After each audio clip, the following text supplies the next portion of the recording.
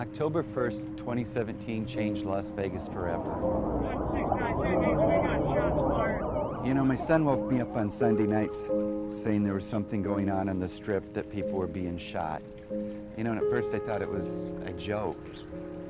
You know, but we put the news on like everyone else and realized once again this, you know, another horrible shooting. When this happened, you know, I guess we all kind of wonder what can we do, or we figure somebody will do something. I'm a landscape architect. I've always been into gardening. It's how I grew up on a farm in Iowa. We needed to come up with an idea very quick.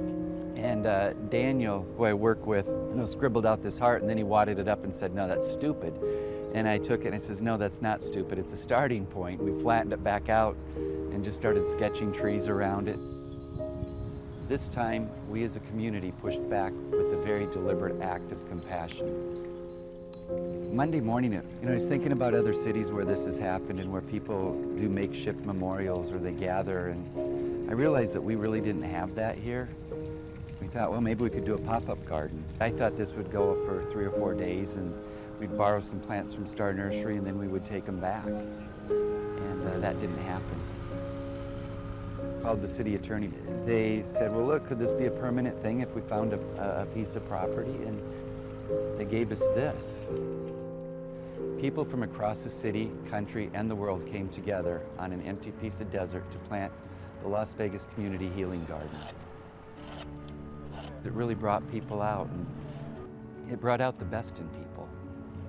The gentleman who formed the concrete for the heart works for Capriati Construction, and you know, we're standing here in a dirt lot, and he rolled up in his truck. He had heard about this, and he said that his son was at the concert, and he left 4 minutes before the shooting started. And when he got home, he gave his son a hug like he'd never hugged him before. He came here, and he said, look, my son's alive. I'm in construction. I'm here for as long as you need me. Tell me what you need. We said, well, we need someone to make a heart. So he formed the heart. The garden honors the lives of those lost on October 1st. It also celebrates life, goodness, love, and compassion. Plants are living things, they're symbols of life. And there are 58 trees, one for each person who lost their life. So that's a living symbol of them.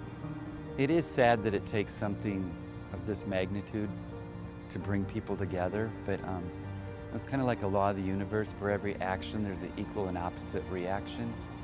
So for that incredible evil that was inflicted October 1st, I'd like to think this is every bit as powerful in the opposite direction as far as doing good and bringing people together. There is beauty in this world if we choose to seek it.